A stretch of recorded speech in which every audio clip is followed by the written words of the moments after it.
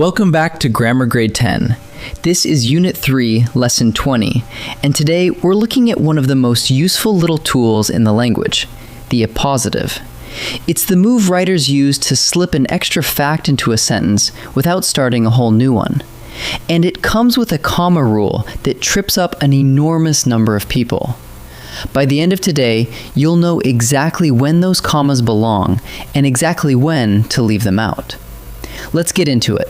Let's meet the appositive. Here's a sentence. My uncle, a beekeeper, sells honey. Look at the two ends first. My uncle is the subject, and sells honey is what he does. Now look at the middle. The words a beekeeper sit right next to the noun my uncle, and they rename him. That is an appositive. An appositive is a noun or a pronoun placed right beside another noun or pronoun to identify it or to explain it. Notice that a beekeeper does not add a second person here. It simply tells you more about the person already standing there. Same person, extra detail. An appositive identifies or explains the noun that sits next to it. Now let's stretch that idea, because most of the time an appositive brings friends along. Look at this one. Ravi, the fastest swimmer on the team, qualified. The bare appositive there is the single noun swimmer, but swimmer is dressed up with modifiers, the and fastest and on the team. Put the appositive together with everything that modifies it, and you get an appositive phrase. Here's a longer one. Her novel, A Strange and Beautiful Ghost Story, won. That whole chunk is one appositive phrase, and it renames the noun novel. So an appositive can be one bare word or a whole handful of words. Either way, its job never changes. It renames the noun sitting beside it. Here is the punctuation rule, and honestly, it's the whole reason this lesson exists. Before you reach for a comma, ask yourself one question. Is the appositive essential to identify the noun? If it is not essential, if the sentence already points to exactly one person or one thing without it, then the appositive is bonus information, and you set it off with commas. My sister, a pilot, flies cargo planes. I have only one sister, so a pilot is extra, and the commas quietly say so. But if the appositive is essential, if you truly need it to know which one, then it takes no commas whatsoever. The poet Basho wrote haiku. There are thousands of poets, so the name is doing the identifying work, and it stays glued to the noun. Non-essential, commas. Essential, no commas.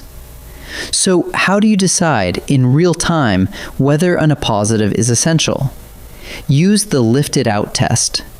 Cover the appositive with your thumb. Read the sentence without it, and then ask, do I still know exactly who or what we are talking about? If the answer is yes, if the sentence is still perfectly clear, then the appositive was only extra, and you fence it off with commas. Try it. My sister flies cargo planes. I still know precisely who, my one and only sister. So a pilot was never needed, and it earns its commas. Now the other way. The poet wrote haiku. Which poet? The sentence has gone vague, so the name was carrying essential weight, and it gets no commas. Lift it out. Still clear? Comma it off. Let's slow down on the essential kind, because that's exactly where writers slip. My cousin Diego lives in Lisbon. I happen to have 4 cousins, so the words my cousin on their own tell you nothing about which one I mean. Diego does. That name is essential. It identifies, and so it takes no commas. Here's another. The novelist Aurelia Vance signs books today. Ask yourself, which novelist? Without the name, the sentence is just a shrug. The name is carrying the identification, so it stays glued to the noun, comma-free. Watch how often this pattern shows up. A name landing right after a word, like cousin, friend, poet, or novelist. That pattern is usually essential, and it usually wants no commas at all. Now here's the part that surprises people. Those commas actually change what a sentence means. Read the first one. My brother, Diego, lives in Lisbon. Those commas quietly announce that the name is extra, which tells your reader, I must have exactly one brother, and I'm simply mentioning what he's called. Now read the second. My brother, Diego, lives in Lisbon, with no commas anywhere. That version says the name is doing identifying work, which tells your reader, I have more than one brother, and Diego is the one I mean. Same 6 words, 2 completely different families. The commas are not decoration, they carry meaning, so place them on purpose. Let's turn all of that into a 3-step check you can run on any sentence at all. Step 1. Find the noun. Then look for a second noun sitting right beside it. That second noun is your appositive. Step 2. Lift the appositive out with your thumb and reread the sentence without it. Step 3. Ask, do I still know exactly who or what? If yes, the appositive was only extra, so you set it off with commas. If no, the appositive is essential, so you leave the commas out entirely. 3 steps and the punctuation decides itself. Ready to practice? In this first set, I'll give you a sentence and you find the appositive phrase, the group of words that renames the noun beside it. Pause the video and choose before I reveal each answer. Mrs. Alvarez, our school librarian, ordered new atlases. Hunt for the noun sitting beside another noun. Mrs. Alvarez is the subject, and ordered new atlases is what she did. The words, our school librarian, sit right next to her name and rename her, so the appositive phrase is our school librarian. We visited Kyoto, a city of quiet gardens. Which chunk of this sentence renames a noun? Kyoto is the noun, and a city of quiet gardens sits right beside it, telling us more about that same place.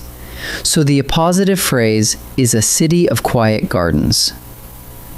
The winner, a first-year runner from Maine, smiled. The noun here is the winner, and the verb is smiled. Everything sitting between those commas renames the winner. So the appositive phrase is a first-year runner from Maine.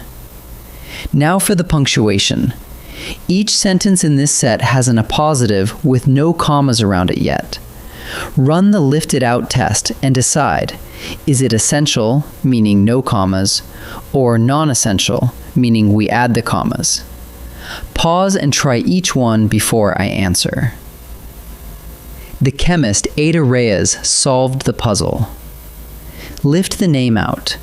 The chemist solved the puzzle. Which chemist?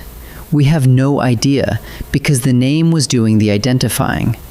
That makes it essential, and essential appositives take no commas. The answer is essential, no commas.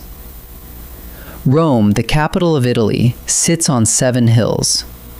Lift the appositive out. Rome sits on 7 hills. Do we still know exactly which place? Of course we do, because there is only one Rome. That means the capital of Italy is extra information, and it needs commas around it. The answer is non-essential, add commas. The playwright Nia Okafor rewrote the ending. Run the test. The playwright rewrote the ending. Which playwright? The sentence slides straight into vagueness without that name, so the name is essential. It gets no commas. So the answer here is essential, no commas. Let's gather it all up. An appositive is a noun or a pronoun placed right beside another noun to identify it or to explain it, like my uncle, a beekeeper. An appositive phrase is that appositive plus every modifier it drags along, like the fastest swimmer on the team. And all the punctuation comes down to a single question. Can you lift it out and still know exactly who or what? If yes, the appositive is non-essential, so you set it off with commas. If no, it's essential, and it takes no commas at all. Run the lift it out test on your own writing this week, and the commas will start placing themselves. In our next lesson, we'll meet participles and participial phrases. I'll see you there.